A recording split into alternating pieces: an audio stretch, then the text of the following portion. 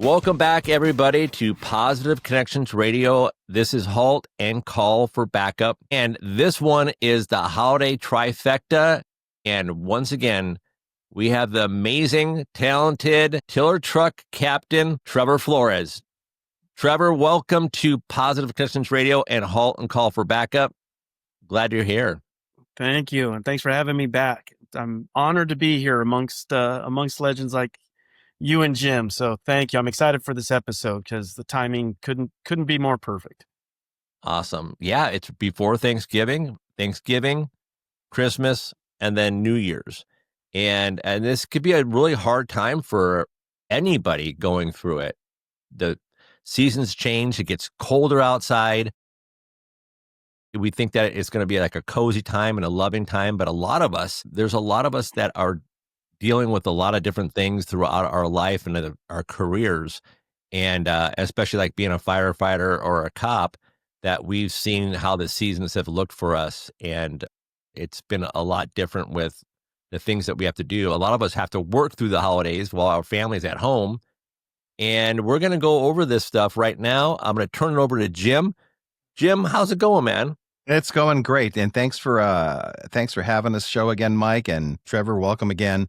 And to our listeners and our viewers, thanks for being here. This is the annual Holiday Trifecta episode. Like Mike was saying, we're going to get into navigating Thanksgiving, Christmas, and New Year's from a clinical perspective, but also from a first responder perspective. And speaking of that, let's get Trevor in here for a quick second. Trevor, introduce yourself again. Tell us your background and history, and then we'll dive into some of like real life experiences that all of us have had from the seat of our first responder careers. Trevor, jump in. Tell everybody about you, your career. I know you're a captain paramedic, and you're also Trevor.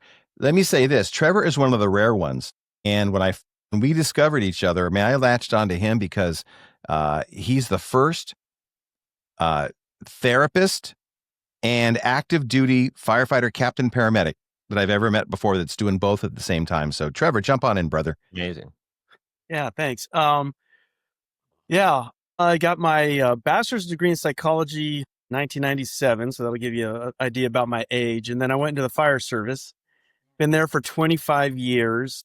When the fire service got serious about mental wellness and peer support, I started to get more involved. And then eventually, and you guys have talked about it on your episodes before, it seemed like the best clinicians that we were sending our people to were either clinicians that dedicated themselves to only working with first responders, or were, what I like to call the former law enforcement, former military. And so I didn't meet any former first responders, firefighters.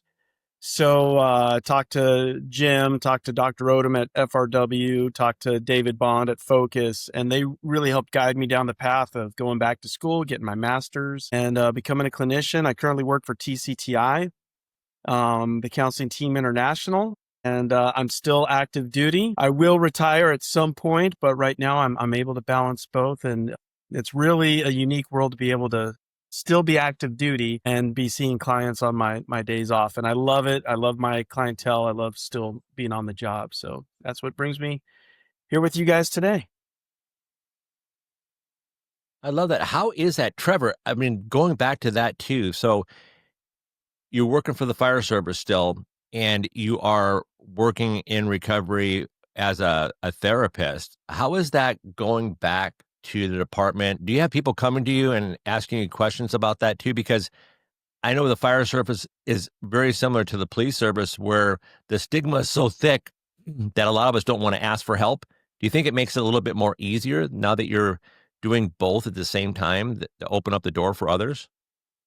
Yeah, it has been good. So I do have about 3 other firefighters I know right now that are going down the same path I am. And I'm thrilled. I do everything I can. And anybody that wants to get a hold of me, that's a firefighter or first responder that wants to go down the same route, please contact me. I'll give my cell phone and everything at the end. But yes, and I think they're seeing the value in doing this. And, as first responders, you guys know, being able to handle so many different people and the skill sets you get with communication, that's a lot of what good therapy is being able to listen and communicate with somebody else, along with all the other, diagnostics and some of the interventions that we learn. So I feel like first responders are kind of, pre-built to be able to go into a career as a clinician or, work in the field of recovery like you do, Mike. And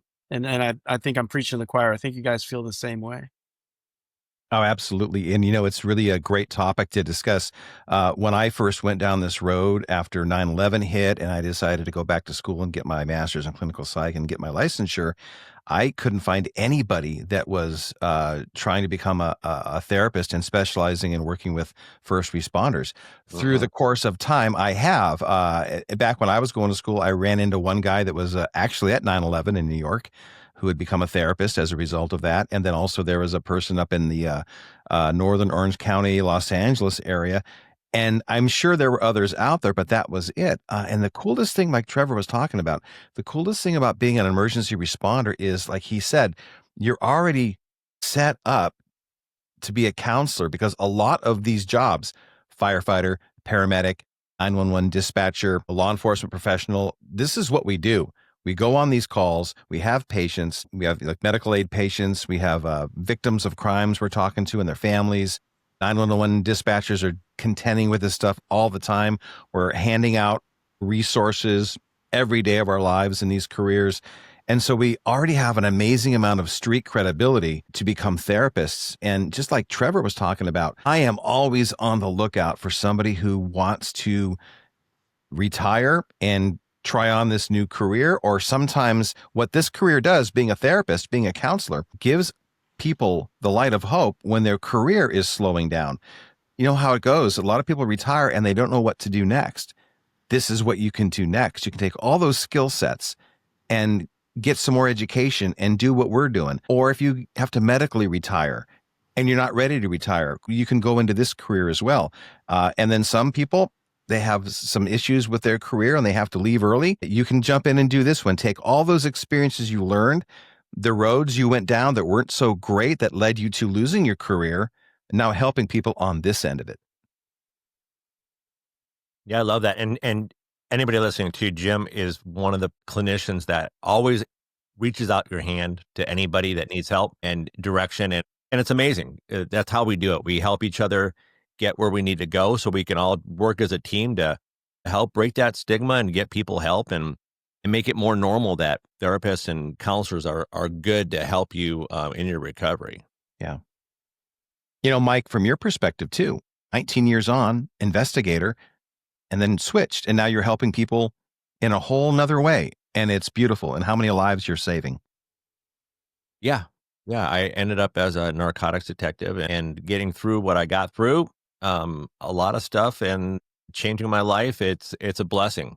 I look back at my life and I say, okay, you know what? I knew I was going to get through that and I'd be able to give it back to others eventually. And it wasn't until I was able to just drop everything else and just concentrate on myself and working a good program of recovery. So yeah, Jim, and Trevor, let's get back into the holiday trifecta. Let's talk about it. Thanksgiving, Christmas, New Year's. Yeah, I remember thinking about these three holidays when I was in my career as an emergency responder, but then also going through my own personal stressors, how I realized some holidays I'm stoked for, some holidays I really look forward to, and they're phenomenal. Some holidays are the polar opposite of that, and I'm just wanting to grind and get through it and kind of wish they would just end and I wouldn't have to experience pain and loss and memories from events in my life. And then some are just in the middle someplace where it's an okay holiday. It's not a great holiday. It's not a bad holiday. And I've noticed in conversations with people that everyone feels the same way.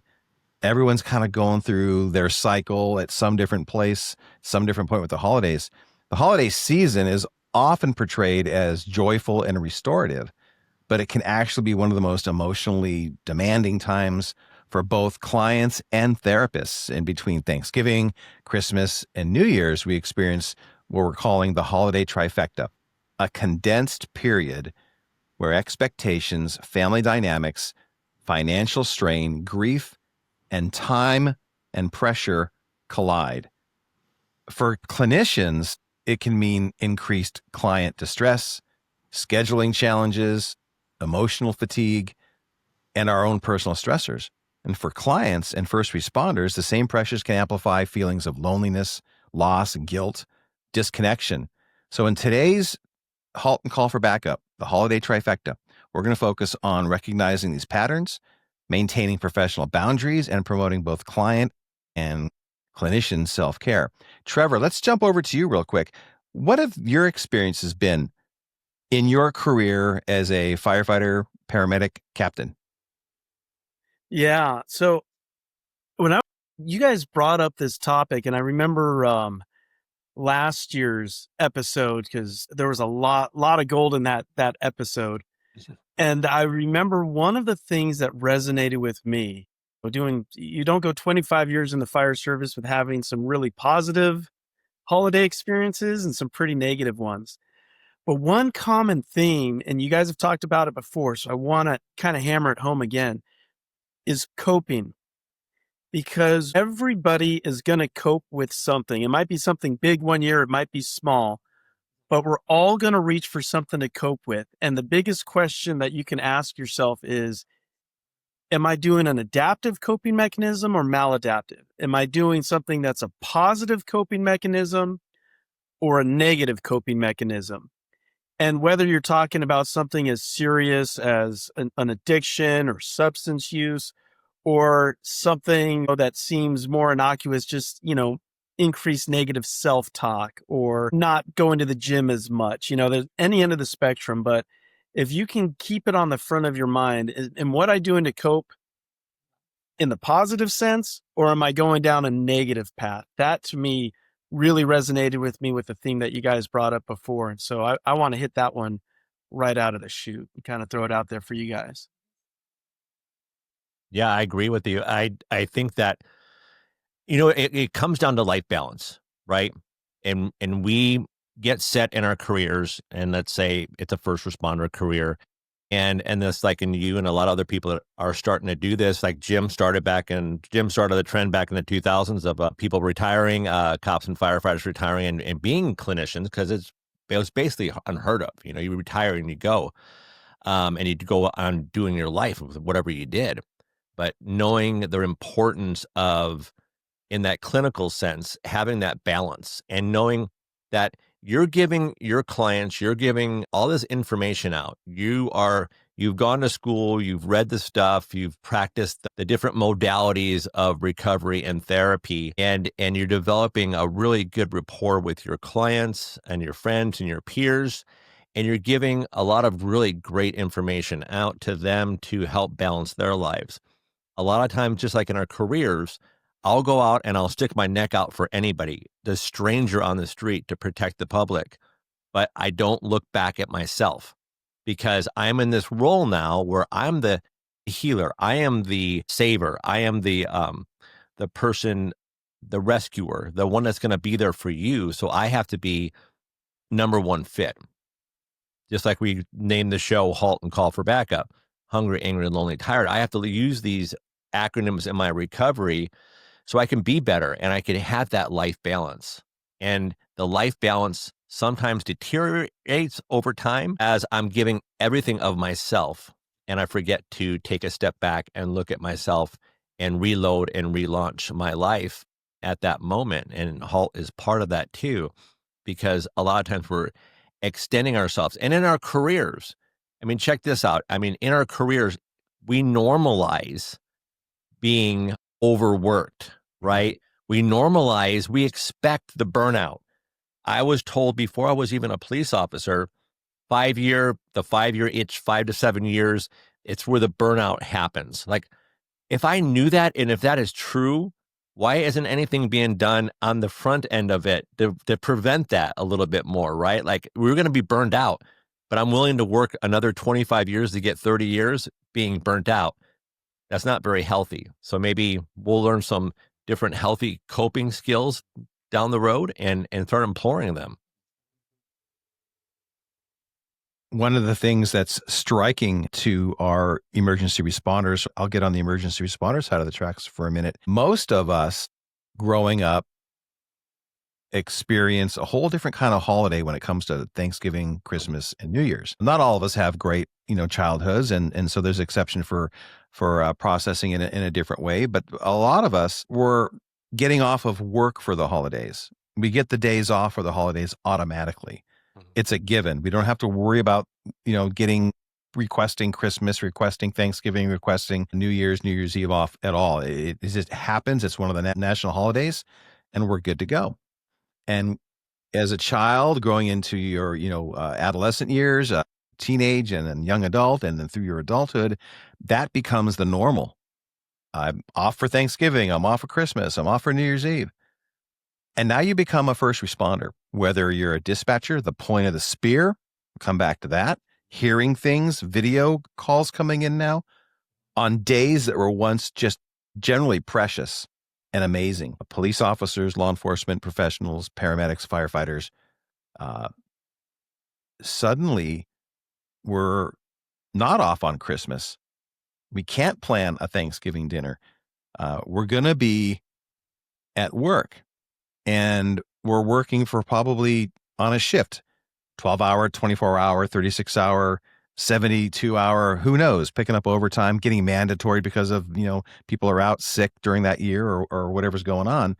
And you go from this kind of this old school, old world Christmas, Thanksgiving holiday feeling to, oh, I'm rolling on an overdose. I'm being called on a domestic violence. I just responded to a horrific traffic accident where there's people that aren't going to be home for Thanksgiving. Just like that. All kinds of problems that we go through. And most of us aren't prepared for that. I would say all of us aren't prepared for that. It just switches from, I just was getting ready to go for Christmas Eve. Now what? I'm in the middle of the blood. I'm in the middle of a horrible experience where our loved ones are screaming for their dead loved ones. How do you prepare for that? And then how do you respond to that?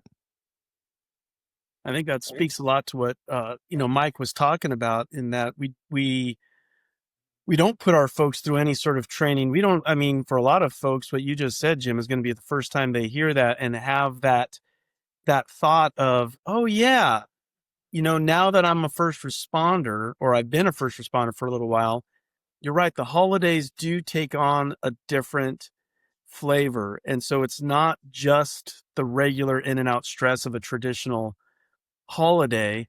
And as the years go by, we start adding all these extra weights that are associated with the season that aren't there before. So, we can be dealing with the stressors of our own families and the own things that come with the regular holidays. And now there's this whole added layer of what the job brings to it. And if you don't have an awareness level that these burdens and responsibilities are weighing on you, you're never going to know that you should take some sort of action to do it. So I think, talking of tools and interventions, one of the first ones is having that awareness level and realizing this new normal isn't normal. And these new feelings that are coming up, they might be ambivalence. It might be turning up the volume a little bit on grief. Maybe there was depression that was there before, but now the volume's turning up. I mean, I really think that's part of what the whole theme of the holiday trifecta is whatever you're bringing to the table, the volume's going to get turned up a little bit, and you're going to start adding new stuff. And then that stuff also is going to get its volume turned up. And I think it's very interesting too. I love what you said, Trevor, and it made me think of this. Like, if I'm speaking to a clinician right now that has no idea, never was a first responder, but wants to work with first responders, wants to work with military, the culturally competent component of all this is that if I can give them a better perspective, if Trevor, Jim give you a better perspective on what first responders deal with, it's the little things throughout the year that are actually really huge things. Mm-hmm. I mean, I am in my patrol car. I'm doing surveillance. Let's say I'm doing surveillance. I'm a detective doing surveillance on a holiday, and I'm watching a house. And it's a house that I'm probably going to do a search warrant on. I'm going to arrest somebody out of, or we're on some kind of case like that where we have to be there. But I know my family is at home and they're celebrating Christmas, they're celebrating Thanksgiving, they're celebrating New Year's or any other kind of holiday. And I miss them deeply, but I'm doing my job. It could build some resentments up too, especially if it's over and over again. Or if all of us are usually like this, the type A, the high achievers, the ones that want to do good and be a good person out there to help other people. We're the helpers, right? And we don't help ourselves. It's easy to build those resentments up over time and it gets stressful. And then of course, like Jim was talking about, you go to these horrific scenes and you don't expect to stay late and you're there for 24 hours in a row and you missed a lot of life. And then you have to pull yourself back and look at yourself, and it's okay to take a break. Even as a therapist, you're going to be getting a lot of information, and hopefully that you have someone to bounce that stuff off of, and you're not soaking it all up and carrying it with you. It's easier, and they teach you, they teach you in counseling and therapy to let it roll off you. You can hold on to it during that session, and then just let it go, like taking a breath and let it out, like a new breath of life. Right. I think one of the most important things about the holidays is early preparation. I remember when I was younger, growing up as a kid, it was a different experience when my mom would go to the local butcher shop to make sure she ordered the turkey a month in advance because they were going to run out of turkeys. I mean, believe it or not, that's what we experienced. And maybe some of you experienced that too. Now I think you can get them year round, but it was a thing. And it was very important for my mom to make sure she went to the local butcher, got the choice turkey that she wanted and had it set aside. And then she would go pick it up, still frozen, like a week before, so she could start prepping it. And I use that analogy because we can do the same thing with the holidays, and we know they're coming. And we know they're coming every year. And to not wait until the day before Thanksgiving to prepare for Thanksgiving, to not wait before the week before Christmas to prepare for what are you going to do on Christmas, and ditto for New Year's Eve, New Year's Day. Mike, to you real quick, in recovery, how important is it and how bad do these holidays get for people that are struggling in treatment and recovery? Yeah, it can get very bad. And the big thing I tell people is like, look, you're going to be going to functions. There's going to be alcohol there. There's going to be people there, maybe that you don't want to be around. I mean, there might be some family members that you only see once a year, and that's even too much. And you try to love them from a distance throughout the year, and then you have to actually be in the same room with them, and you really have some unresolved conflict, which is really normal in life. And I would suggest to them to have an exit plan. Make that exit plan beforehand. Have a plan B, have a plan C, have a plan D.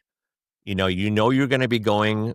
They're going to be drinking. Uncle Chuck's over there, and he always gets plowed by 8:30. You're going to be confronting these kind of things, and you got to make sure that you have that exit plan. Yeah. If you're going, here's an example.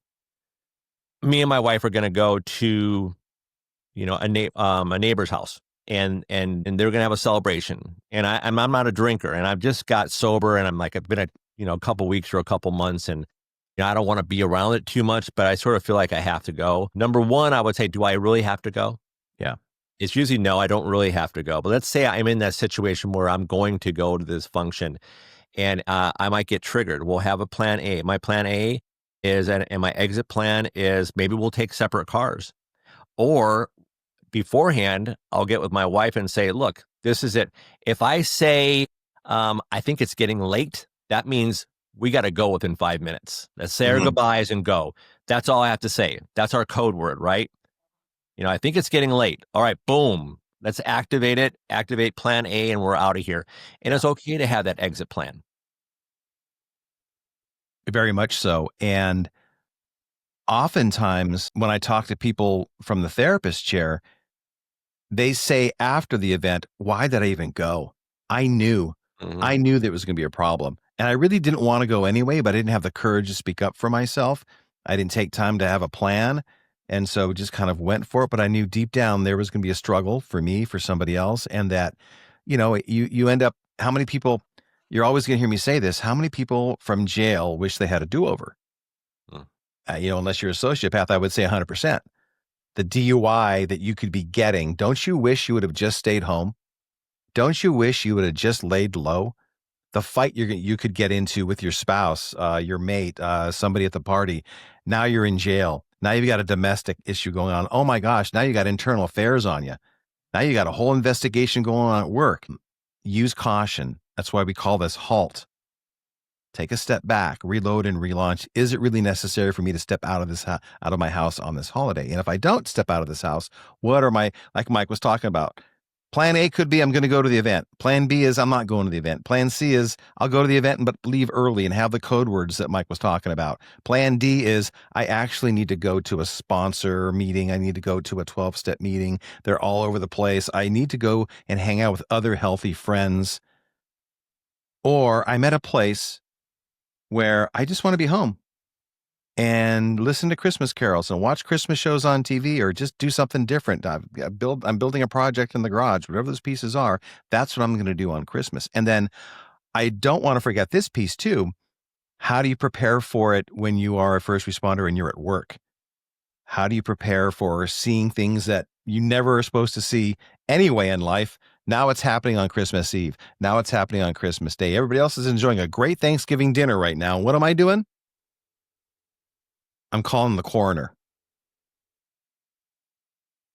I think what you were just reflecting on, Jim, as far as, your guys' acronym HALT and call for backup is so great, because it's speaking to what's going on with us physically, right? Like, it is stress, psychology is biology. When we are getting all of that norepinephrine and cortisol and epinephrine and everything's getting elevated and we're not being regulated very well, that's when we need to halt and call for backup. And so what's one of the things that we teach our clients? What's one of the things that is an ongoing theme on your guys' show is, if you are feeling like, we've got the green, yellow, red, just, the quick review: green, low stress level; yellow, little elevated; red, danger, danger. If you're in the yellow or red, you shouldn't be going home on just your normal day and trying to engage with the wife or the husband or speak to anything important. You want to wait till those things come down. Well, you can say the same thing about the holidays, which is, if we have some sort of family obligation commitment that we really feel like we need to be at least make an agreement with yourself, make an agreement with your significant other, that you're not going to go while you're still in the yellow and red. Because what it realistically looks like is, typically, like in the fire service, you work 24-hour shifts. You might be off Christmas Day, but you work Christmas Eve. You might be off New Year's Day, but you work New Year's Eve. What happened in that shift before? And now you're expected to come home in the morning, watch the kids open their Santa gifts, and then go through a day of family and entertainment and socializing. And it's a lot to ask of any human to go from, calling the coroner to then the next day having to socialize with some of the families that you only want to see once a year, I might remind you, right? So Right. Again, I go back to that whole awareness level of realizing, like, our normal isn't normal, and let's have an awareness at it. And then let's still put in the same tools and interventions to get us back to where we need to be. If we can't avoid the simple response of, like, maybe we don't go this year, or maybe let's show up late, or whatever it is, but you gotta have an awareness level about it and then take some sort of action. 100%, Trevor. And this is where it's really important, if you are married in a relationship, that hopefully you're in a wonderfully communicative and caring and empathetic relationship where the people in your life understand your career. And I want to be cautious here, because this isn't just a one-way street. Okay, the paramedics, the firefighters, the dispatchers, the police officers, they get whatever they want. It's their way or the highway.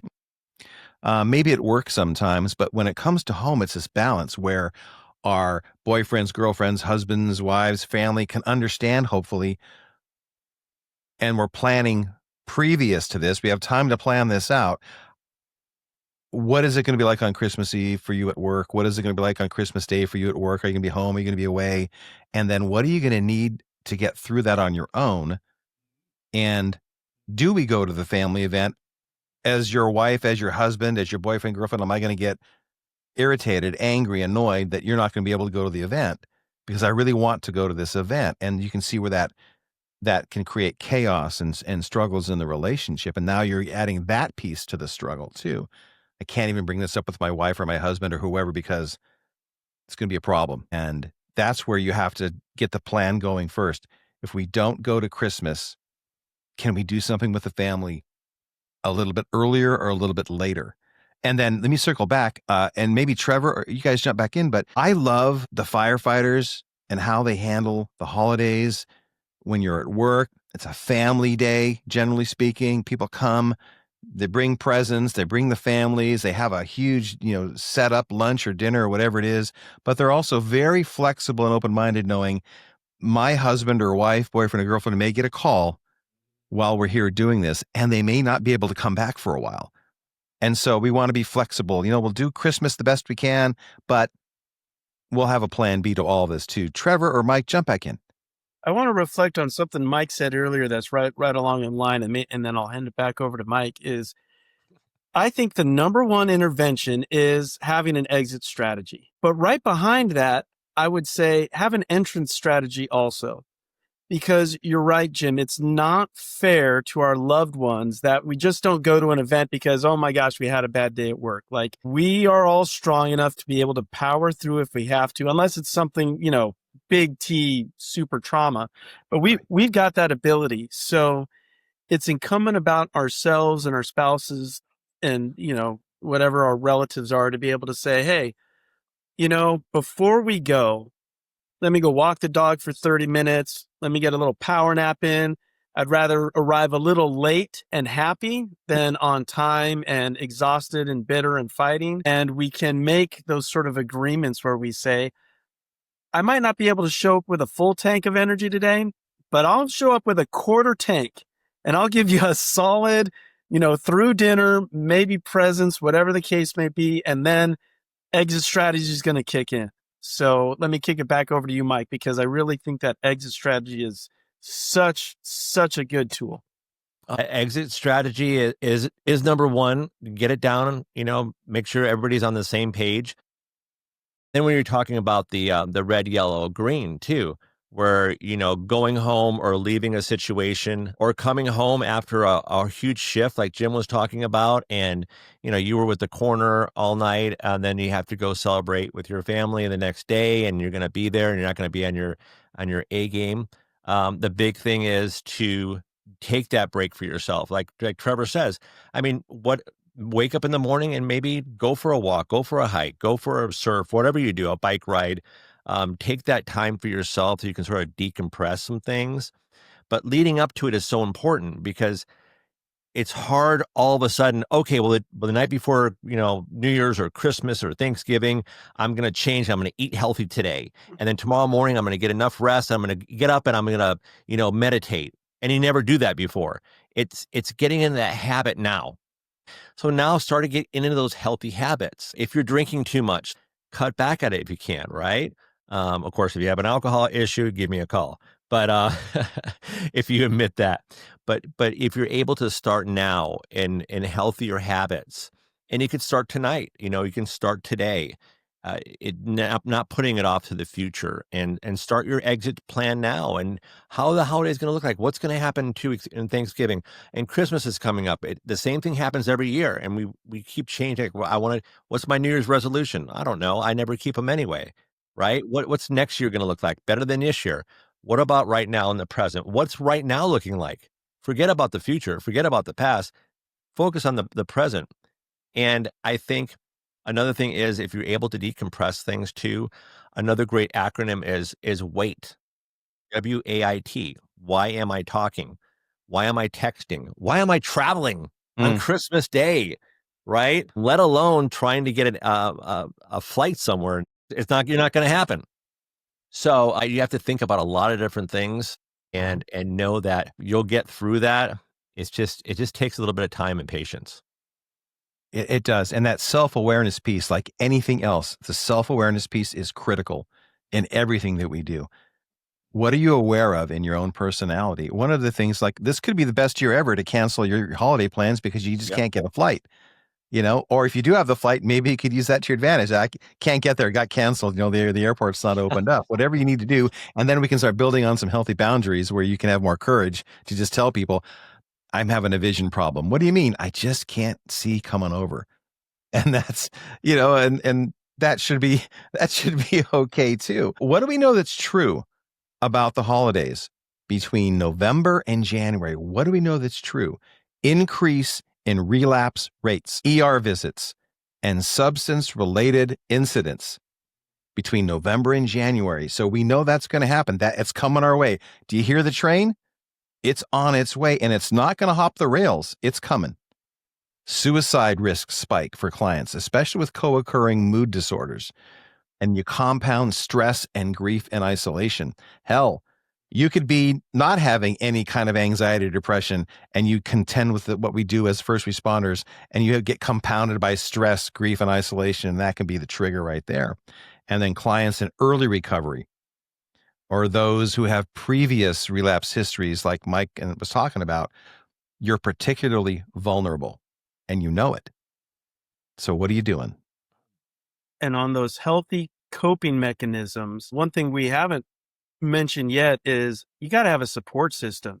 Yes. You got to have, as Jim likes to say, some sort of wolf pack, even if it's a wolf pack of one.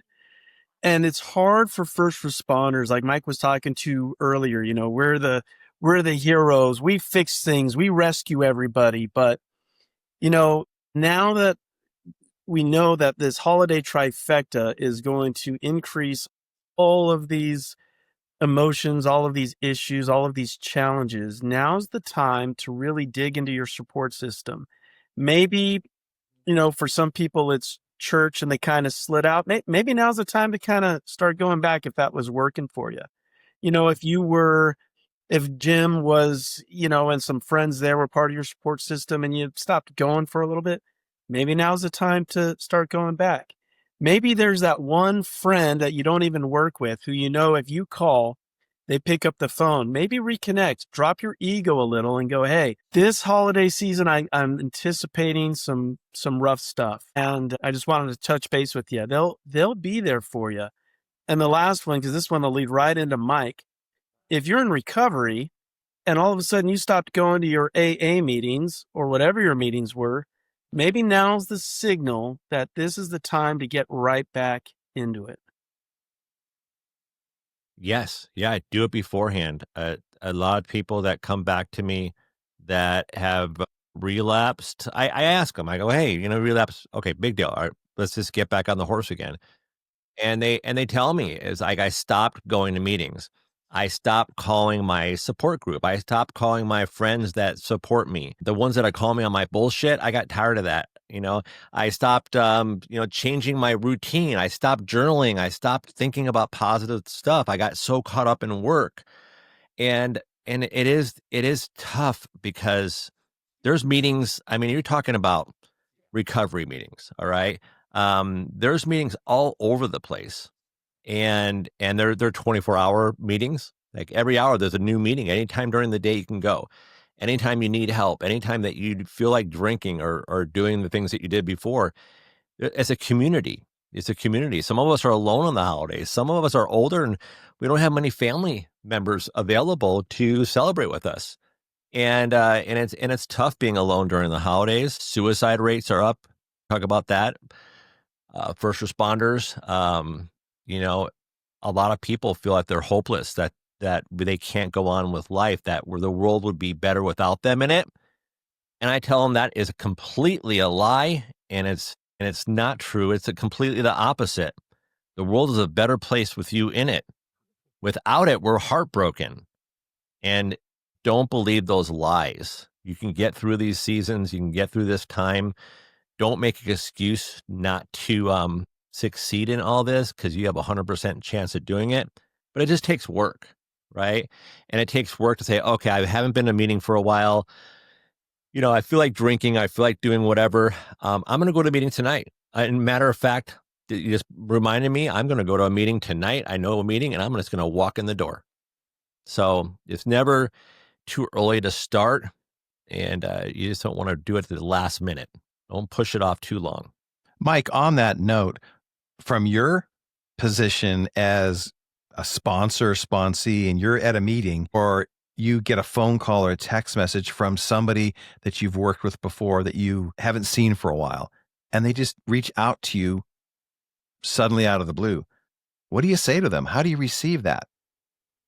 I receive it with gratefulness and admiration, and knowing that they had the courage and they wanted to reach out. I love that. Of course, we love to hear about all the great things that are happening. But, if I give you my number, it's there for you. It's up to you if you want to call. I do have meetings throughout the week that I go to through Zoom. So I get to stay connected through that too. But it's always nice to get a phone call. And it's always great to see someone. And then it's been a couple of years and they pop into FRW and they're alumni. I'm like, oh my God. I don't even recognize them sometimes. Like, you look like are you a client currently, or are you like from 2 years ago? Yeah. And it's just a great feeling that they are actually getting recovery. And maybe something you said helped them along. Sometimes when you hear that, that's great. It's great for my ego, right? Whatever I said, but I don't do it with the intent to get any praise. I do it because it helped me. And hopefully they get a little bit from everybody, a little bit from Jim, a little bit from Trevor, where you're getting these little concepts in your head and you're thinking, wow, I can incorporate this in my life, in my recovery. And I could maybe be a better person. But yeah, I love getting those calls or those texts or seeing people I haven't seen for a long time.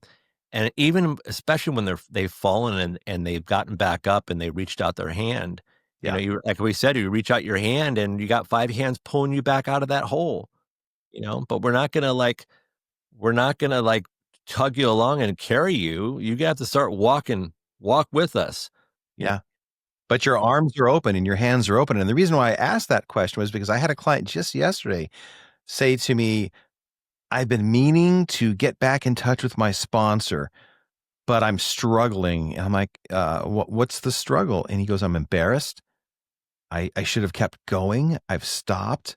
And it's going to be really hard for me to tell him that. And I said, well, how would he receive that information? And he goes, every time I've done this, so this is a track record, he always says, I'm so glad to see you. And we just pick back up where we left off. And it's amazing. So I go, so what's stopping you? And it always comes back to guilt, shame, fear, those kinds of things. That's why I asked Mike, how do you receive a person that you haven't seen for a little bit of time and they're showing up just like that and they haven't been around for a while? I'm always certain it's with open arms. I think too, a lot of times, here's a common one. You guys probably get this, and probably people listening too, is like, how come you didn't reach out? I didn't want to bug you. Like, what are you talking about? Right? That's so common. Like, well, I didn't want to put it on them. They're having a harder life than me right now. Maybe they are. But maybe at that moment they needed to hear your voice. Maybe they need help too, right? Like, what are you so scared of, calling someone or texting someone or fearing that they're going to be judging you? Who cares if they do, right? It's none of my business what you think about me. It's what my business is about what I think about myself. And if you don't think a lot about yourself, that's totally cool. That's totally normal. A lot of us experience that, but the thing that you have to do is just to reach out your hand and start working, working a good program. It's tough work, but you can get through it. And let's normalize this right now, which is just because you had a great holiday season last year does not mean this year's going to be the same. And just because you had a terrible one last year, this year's not going to be the same. And when you can have that realistic expectation and go, you know what, it's okay that last year I was able to power through. Maybe the past 3 years I've been able to power through. And this year, I feel like it's going back to square one. It's not. You're still further down the road, but that's the way life is. And so what do? You become aware, you become proactive, you take the power back for yourself and start making those positive decisions. Maybe you didn't need to reach out to that sponsor last year because things were great. And maybe this year you do. That's life. Welcome to the planet. Who says that? Jim McLintock. It's going to happen. So forgive yourself and just realize, is every fire we go on going to be the same? Just because we saved the past 2 houses, is the next one not going to burn down all the way? No, it might it's got different factors. Just because you're going into different hostage situations and the past 3 went swimmingly, does that mean the next one is? No. So why is life any different? It isn't. So you got to forgive yourself. You got to be okay that, next season, hopefully keeps taking the same upward trajectory, but life is life. It's got a way of knocking us down sometimes. Yeah. Mm-hmm. And the cyclical nature we talk about the planet. Like sometimes we feel like life is 2 steps forward, 1 step back, but I tend to see life very cyclical, that, you wake up Christmas morning, Thanksgiving Eve. This is the best day ever. I'm going to go help in the kitchen. I'm going to go do these great things with my family. I can hardly wait to smell the garlic and the onions and whatever else is going on, and the butter in the kitchen and stuff. And then something happens, whatever it is. It can be a bad information coming at you. Someone's sick, someone injured. Suddenly you got mandatory to go to work, and your day goes from 12 o'clock high to you're at the bottom at 6 o'clock. And what do we know that's true? You don't have to do a damn thing except breathe deep, both nostrils. Eventually, you'll be back on top of the world. And we do this every day of every week of every year of our lifetime. We have seasons when we're on top and we think, I never want to feel this again. Newsflash, it's coming. It's just the way it is. We just ebb and flow like the surf.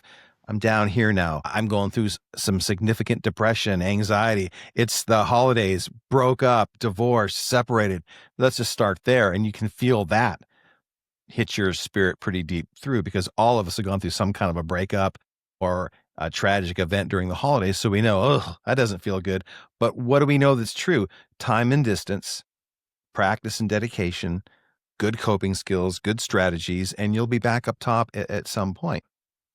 One of the most amazing things about being an emergency responder is how skilled we are at our careers, at our professions. We weren't so skilled at the beginning, but time and distance, practice and dedication, learning and growing, falling forward when you make a mistake, not hovering there, not falling backwards, but learning and growing, you become this consummate first responder professional. And we do this in our careers day in and day out. The only difference is we're doing the career on a holiday. Got to go do this on Thanksgiving. Got to go do this on Christmas. Got to go do this on New Year's Eve or New Year's Day. But you already know how to do it. The question is, can you do it on a holiday that in the past has been very precious and beautiful and disconnected from emergency response for the most part? And what's really important to remember is that the holidays end at midnight. And I've said it before on other holiday trifectas, and it's, I think, really important to remember that the stress comes off at midnight. When the holiday ends, have you guys felt like that? You breathe again. It's like, even if you're having a great holiday, it's like, hey, whew, that was cooking.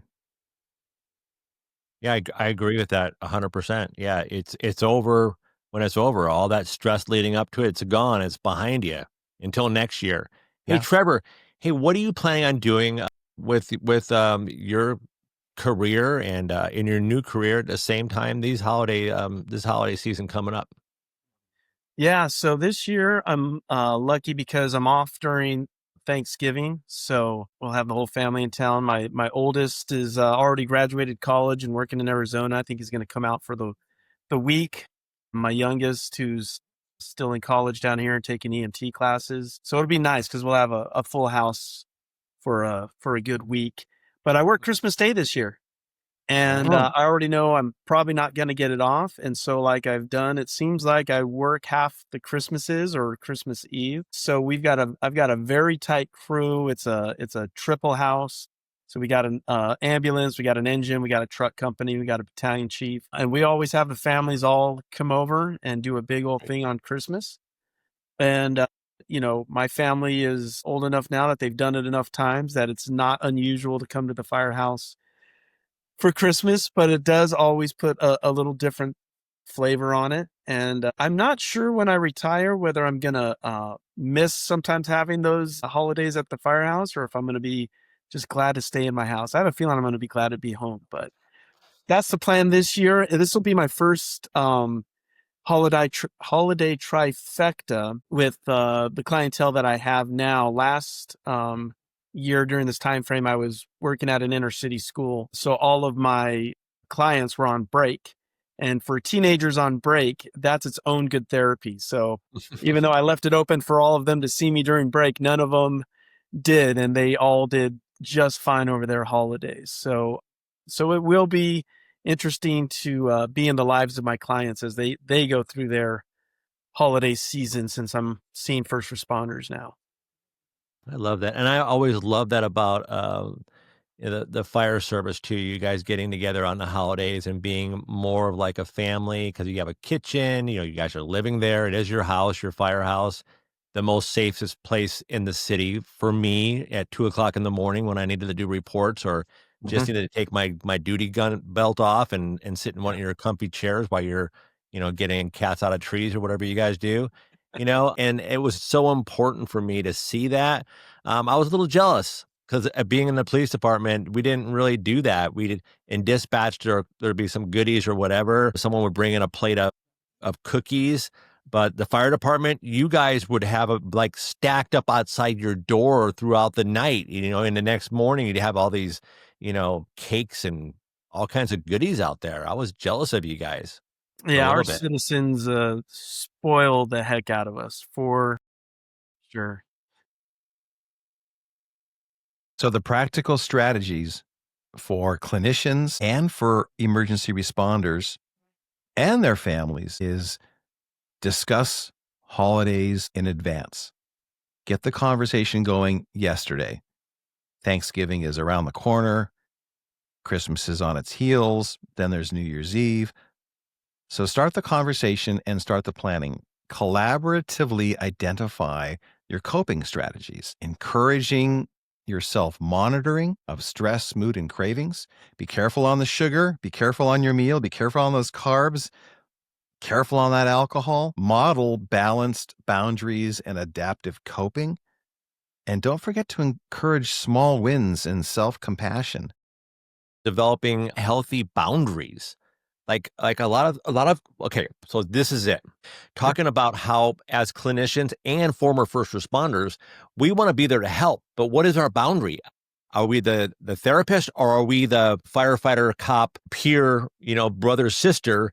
We want to reach out and help them. Like my phone's always available to you. So are you as a clinician and a brother or sister in law enforcement or first responder realm, are you willing to give out your number and get called every night at 2 o'clock in the morning?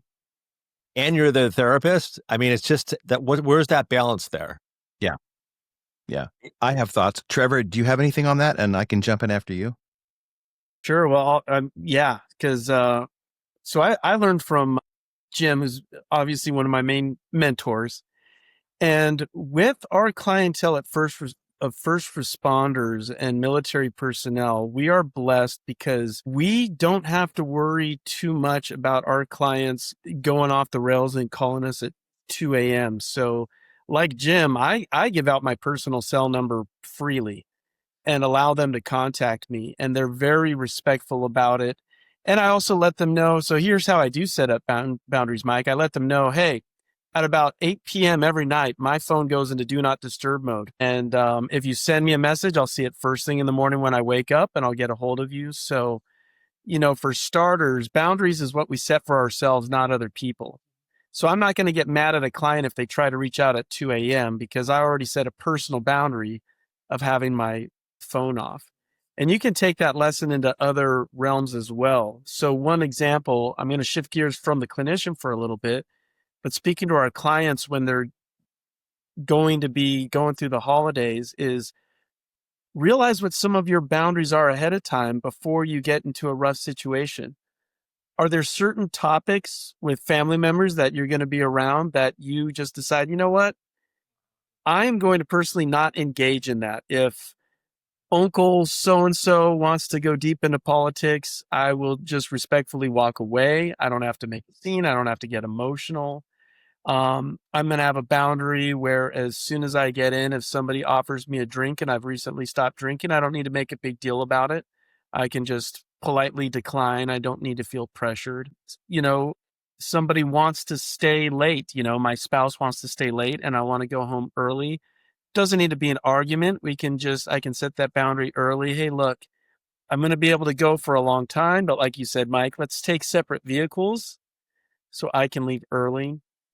So those boundaries, you can have them everywhere for anything. But as far as you were speaking more to the point as a clinician, I really don't worry about it, because I think one of the things you learn as a clinician, or even, in the world of addiction like you are, and what you do in that clinical setting, is you learn to stop being a yes person to everything and setting good boundaries, because you end up being better at your job and better for your clients when you do. And we try to model that for them, right? So, Jim. No, that's awesome, Trevor. Thank you. And Trevor, I've always loved our connection personally and professionally, and I'm so appreciative. I know I just sit here and take it all in, compliments, and I anyone who compliments me, whether it's you guys or clients or family or whoever, it hits me deeply, and it affects the way I roll as a clinician, because just like Trevor, I freely give out my cell phone number.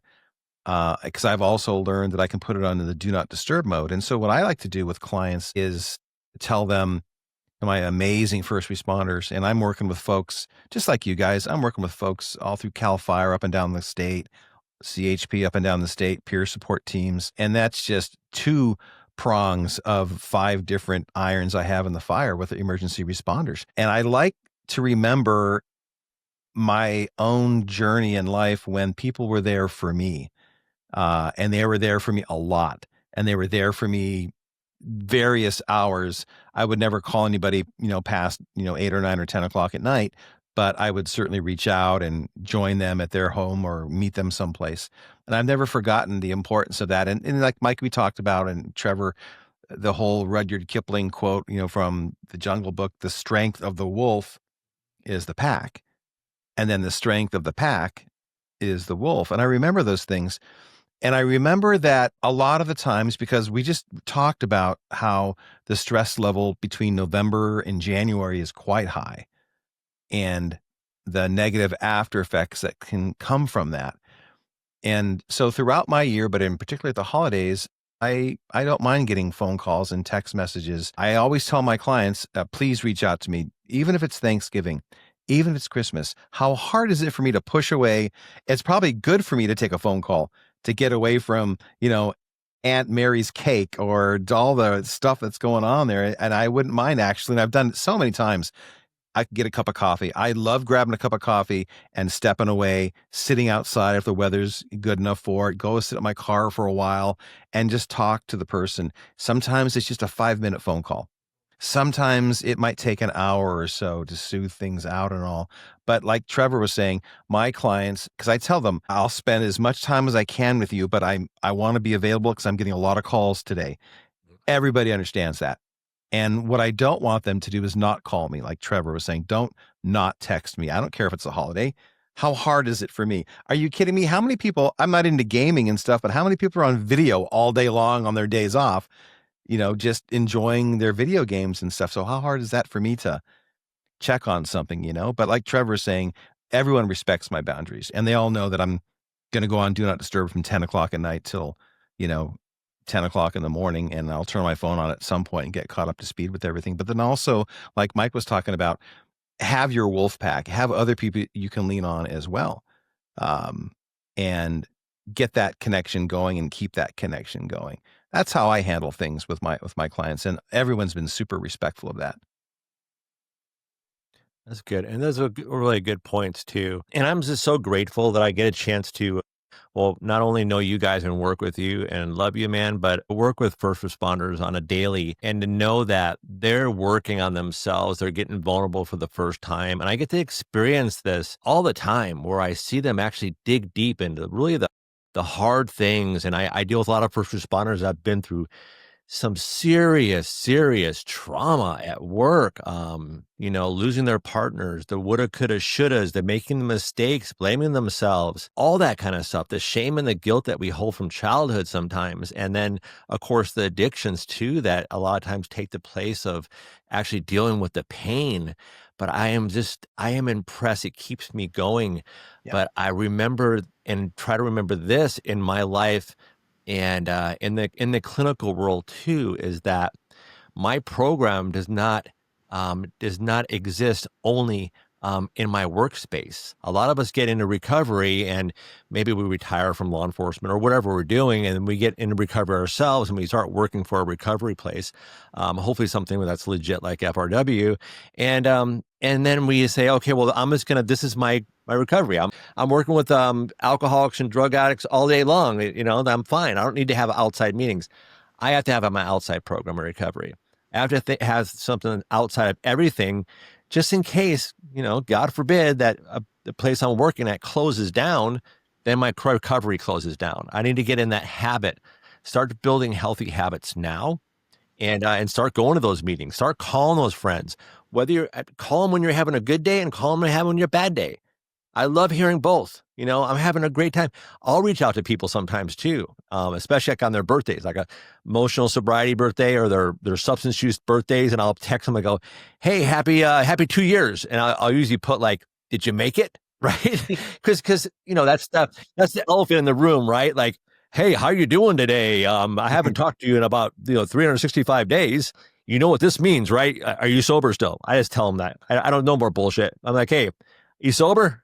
Yeah, 3 years. Sometimes they don't answer me, but most of the time, they're working a pretty good program. And sometimes we slip and fall, but we get back up, right? Yeah. And fall forward. Slip and fall forward. The only thing is, and I think this has been a good theme, is start now. No time like the present to start preparing for the holidays coming up. And it almost feels like it's not too early to start because it's good habits to keep all year round. And guess what? If we get to Thanksgiving and you haven't started yet, start then. Yeah. It's not too late to start either. Don't feel like you missed it. But if you get the intention, put yourself on the right path. And like I started saying in the beginning, lean towards positive, healthy coping skills. And at least if you're on that path and that mindset, chances are you're gonna hit it. Because if you put yourself on the negative path and start thinking, oh, all these people trigger me and this is going to be terrible, you're going to have a self-fulfilling prophecy as well. So our first responders are so strong. They already have the strength in them. It's no different than what they do on the job. It's just shifting that perspective to their personal lives and the holidays coming up. Absolutely. Beautiful. I love that, Trevor. Love that, man. Yeah. Own your recovery. Own it. This is yours, right? Try to stay away from those secrets and let people into your life. Let them know and hold your head up high. Keep that chin up. Even if everything else is like looking like crap, keep that chin up and own it. All right, everybody, as we start winding down this year's holiday trifecta, don't forget the resources that are out there for everybody. There's the crisis lines. You can text or call 988. And then don't forget also, watch the magic here, everybody. Mike, tell the world about all the different support groups that are just waiting to hear from you. Well, thank you so much, Jim. I'm going to tell everybody what's going on. If you don't know it, if you're afraid to even look into it, check it out. Look, everybody knows about AA, Alcoholics Anonymous, 12-step program. There's over 250 subsets of the 12-step program. We recently started doing the secular version of the 12 steps. So if God or religion or anything bothers you, work those steps 1 through 12. That's a great place to start. Chat it, Google it if you guys still Google out there. Look at that. But we've got 12-step recovery. It works really well. We have Celebrate Recovery. If you're into church, they have it inside church too. Look into that. They have other support groups through your church organization. Just contact your pastor, your supports there, your peer supports there, and they will guide you in the right way. Refuge Recovery, it's Buddhist based. It's a really good recovery program. We have Life Ring, which is also secular. They don't talk about God or any religions. And we have Smart Recovery, self-management and recovery training. There's Al-Anon for those of you who live with or have family members that are dealing with alcohol, drug-related issues, other issues too. It teaches you, it helps you develop positive coping tools to deal with living with that person and understanding them and setting healthy boundaries and knowing about codependency and what does that look like to you. So there's a lot of different things out there you can reach out for. CODA, Codependence Anonymous. Check it out. There's lots of help out there. The biggest obstacle for a lot of us to go and get help is the fear of the unknown and the fear of like not even trying to do it because it's not for you. Maybe it's not for you, but eventually you might find out that it is for you, or you'll know either way that it is or isn't. But it's just like getting a therapist. A lot of us don't want to get I don't need a therapist. I'm fine. I'm good. Oh yeah, you're really good right now, right? I'm not afraid to get a therapist. Reach out to one of us. We'll help guide you to get a proper therapist. And if that person doesn't work out, don't give up. If that meeting doesn't work out, don't give up. Go to another meeting, right? A lot of the first responders, we talk about breaking in the therapist. I broke my therapist. They were crying. They kicked me out of the office, or whatever story we make up. But we never go back to find one that actually matches us. And if your therapist pisses you off and grabs down something deep that you don't want to talk about and you want to run out the door, stay put. Change does not happen in comfort. Get through that moment. That's your 1 or 2 steps forward, right? You feel like you're taking a step backwards, but you're taking a step forward. So lots of meetings out there, lots of information, lots of way of finding it. And also, if you get blindsided by things, getting blindsided by issues, emotionally difficult issues, the holiday trifecta, whatever is going on in your life, does not give us permission to hurt ourselves. Does not give us permission to hurt anybody else. It gives us permission to halt, to stop, take a step back, reload and relaunch. And if you've got nobody else to turn to, sashay your hips into a local police department or sheriff's department.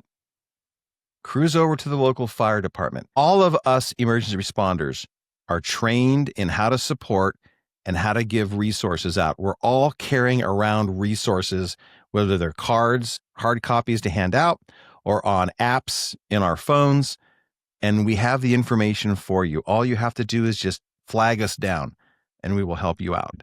This has been great, you guys. I love being with you, and everybody listening out there too. I know we're going through hard things, and we're all going through great things too. It depends how we look at it.